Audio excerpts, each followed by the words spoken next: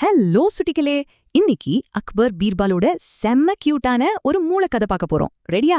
வாங்க போலாம். கொஞ்சம் யோசிங்க. ஆத்துல மிதக்கிற ஒரு சாதாரண குச்சி எப்படி ஒருத்தர ஒரே நாள்ல ராஜாவா மாத்தோம்? இதுக்கு பேருதான் சாமர்த்தியம். இவ்ளோ பெரிய பிரச்சனையா இருந்தாலும் புத்திசாலித்தனமா தீர்க்கிற சூப்பர் பவர் இது. 16ஆம் நூற்றாண்டுல பெரிய சாம்ராஜ்யத்தை ஆண்ட மன்னர் அக்பர் ஒரு நாள் ஜாலியா படகுல போயிட்டு இருந்தார்.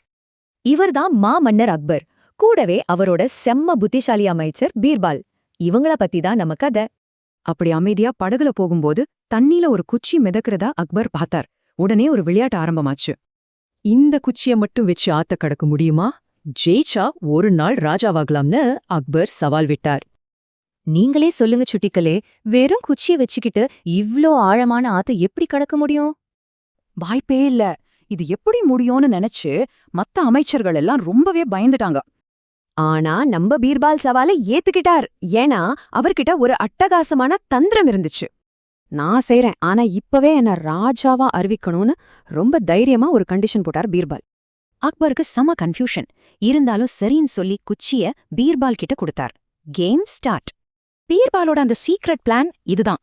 ராஜாவாகணும், குச்சிய பிடிக்கணும், ஆத்துல குதிக்க ட்ரை பண்ணணும். இப்போ பீர்பால் குச்சிய கெட்டியா புடிச்சுக்கிட்டு ஆத்துல குதிக்க ரெடியானார். என்ன நடக்க போகுது?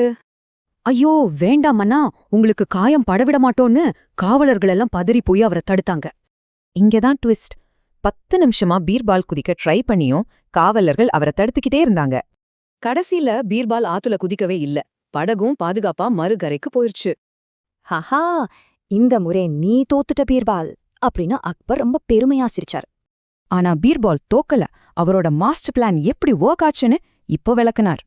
நீ குதிக்கவே இல்லையேன்னு அக்பர் சொல்ல, ஆனா குச்சியோட ஆத்த கடந்துட்டேனே பீர்பால் ஸ்மார்ட்டா சொன்னார்.